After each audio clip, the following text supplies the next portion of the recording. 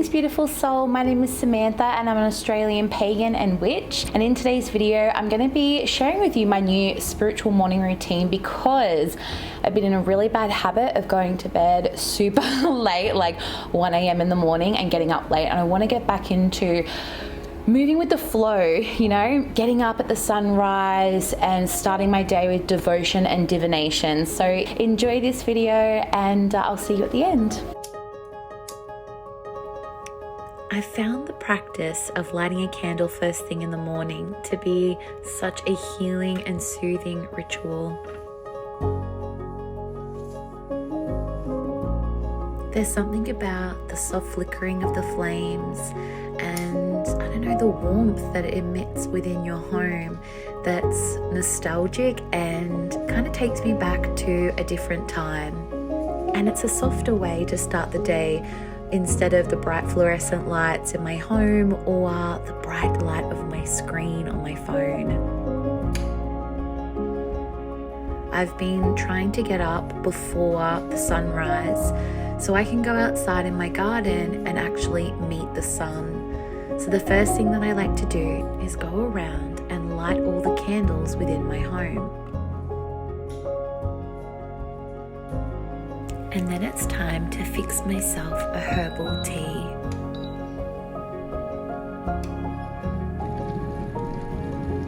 It's probably the most simple but powerful way of incorporating ritual into your day is through tea.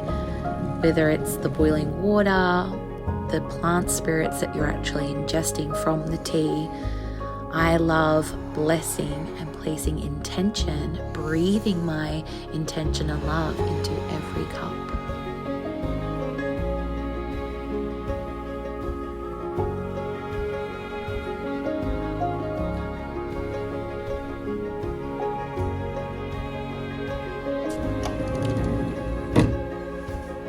It's overcast and starting to rain just a little bit, but I'm still going to go out into the garden, especially before the rain comes over.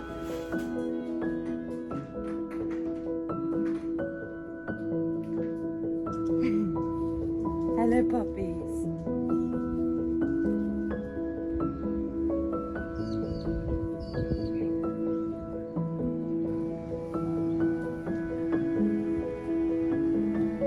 If you've been following me for a while, you'll know how important getting out into my garden is. This is where I reflect and I ponder some of the big questions, maybe what I dreamt last night, but it's also how I connect with earth, air, and spirit, going out into the garden, taking nice, refreshing, deep breaths, regulating my nervous system, grounding myself, and connecting with the plant spirits in my garden, you know, asking them what they need, what plants need nurturing, and tending to them, and also the fairy folk, you know, all of the elemental beings. On a shamanic journey a few years ago, I was connecting with the fae folk. That was the intention, and I asked them, what is it that will allow me to connect with you more? And the answer was wildness within my garden, not being controlled and manicured and allowing it to be overgrown. And that's also a reflection of our own spirit. There are certain spirits, especially in nature, that want us to be wild at heart and not perfect, polished, and controlled. So that is what I did. I allowed my garden to be overgrown and free-flowing. And in the southern hemisphere, we've just passed the cross-quarter day of Lammas or Lunasa, which means we are being ushered from summer towards autumn. And depending on what season it is, it's going to change the morning routine. It's going to change all of our routines, obviously. So this is really just starting for me, and I can't wait to see where it goes. I'm gonna head inside now and just start my divination and gratitude practices because it's also starting to rain. So I cannot stay out here anyway.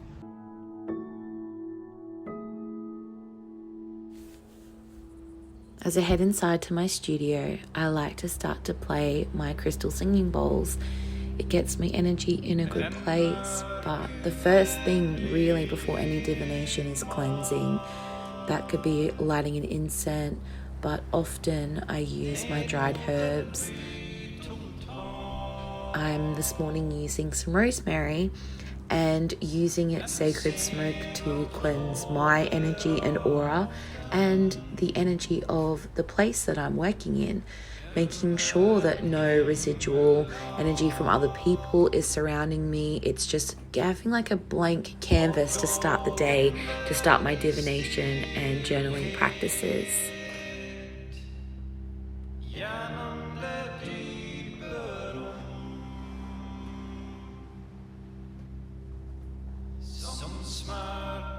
Before I go to bed, I like to set the intention for my dream state, and I ask Spirit and my higher self to bring forward any messages and signs in my dreams. And that way, when I wake up, I often have some work to do, some deciphering, and it's so interesting how many guides can come to you, animal spirits and entities and celestial beings. It's really, really wild where our dreams can take us. So I love journaling in the morning and getting all of those thoughts and kind of trying to decipher and decode my dreams.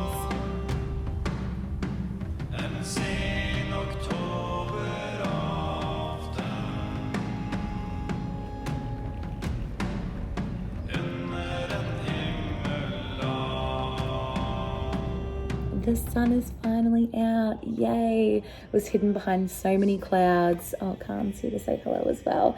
But I've done my journaling, so I'm now going to do some cards, and I'm going to be using the Messages from the Heart of the Divine, which is by Ashley River, who is a dear friend and mentor to me. So whenever I use her cards, it just makes me feel so guided and connected. Divination in the morning, whether it's cards, runes, a pendulum, bone oracle, it can really allow us to seek clarity from our dreams, energies that we're going through at the current time. I love pulling a card and reflecting on its energy. Of course, there's more journaling, and one of the big practices that I love is creating a gratitude list and really stating my intentions for the day. Coming into the state of gratitude, I think, is one of the easiest ways to manifest what we want for the future.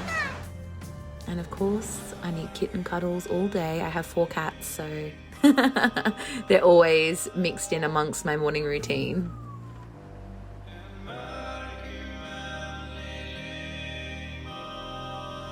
And one of the final parts of my spiritual morning routine is lighting the candles and putting small offerings at the little altars that I have for the deities that I work with. This is my mini altar for Hecate, and I often do my work here at night, but I do like to just invite them in the mornings to work with me and just give thanks for the connection that I have with them and for watching over me. That's the beauty of sacred space and creating altars.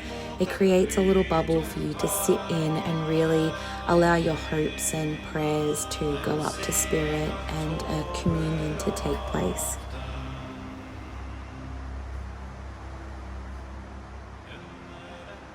The next day. I overslept, and it's literally 9 o'clock. The dogs were going off last night, so I was like up and down with heaps of broken sleep. So, that's okay. Sometimes we have to flow with how we do this, and sometimes you're not going to have mornings where you wake up on the dot at 5 o'clock every morning. But I just want to show you like my routine when I'm out of my new routine. Flow with whatever is like easy and natural for you. If you're in the middle of winter, it's obviously going to be like a completely different situation than if you're in the middle of summer. And if you have just had a newborn baby, it's going to be extremely different if you are like me and you have no children. But at the moment, like, I have animals that are getting older, that bark for no reason and keep me up literally all night. So depending on what you're going through is really going to affect how you create your morning routine. Why I love getting up early is because I can spend as much time in my garden. Now I kind of just have to come out for 10 or 15 minutes, just ground myself, feel into the energy of my garden, see what plants need nurturing and what need help, and water them. And then I'll come out later in the afternoon when the sun isn't so intense because the Australian sun is full on. So I'm gonna go do my cards and drink my tea inside my studio at my altar window. So I thought I might have a chat with you while I get my journaling stuff ready this time, because I had some really wild dreams, and I always set the intention for spirit to come through and send me messages in my dreams. There was a lot of death energy, a lot of demonic and spirit energy in the dreams. So I've got to really decipher, I think is the word. And I just want to make sure I say, as we're talking about dreams, that it's important not to take things literally when it comes to your dreams. Sometimes you may have a literal dream, but very often, most of the time, it is symbolic. It is deeply encoded with layers of messages, and often just vibrations. So, you know, is it the vibration of fear? Is it the vibration of anger? You know, what does that thing elicit in you? My dreams that I had, they were very full on, but it doesn't always mean that like a demon's going to come and get me. It's like, what does that demon represent, and what was the outcome? The outcome was like really intense protection from spirit. So there's all these layers. Yeah, I need to journal now. And then I'm also going to do some cards. So I haven't used this deck in so long. It's a Cosmic Dancers card. And then I've got my trusty Beyond Lemuria by Izzy Ivy. I know I need to do some talisman work, so I've got some Datura flowers and seed pod and some seeds. And I've also got some brown snake, which is a very highly, it's one of the most highly venomous snakes in Australia. I've got some of its skin that I'm also going to put into the doll. It came through my dreams as well. So it's going to be a very powerful talisman that's going to get births. I want to say thank you so much for watching all the way through to the end of this video. And if you want to work with me further or follow my journey, I have Instagram, Facebook, or TikTok, all of the things.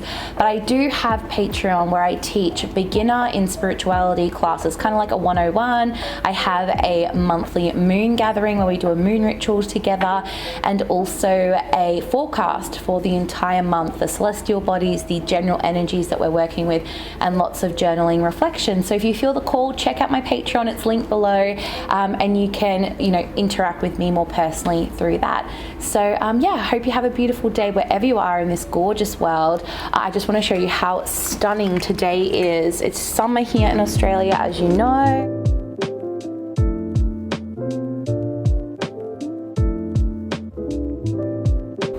Any excuse for me to show off my garden. All right, see you in the next video. Bye.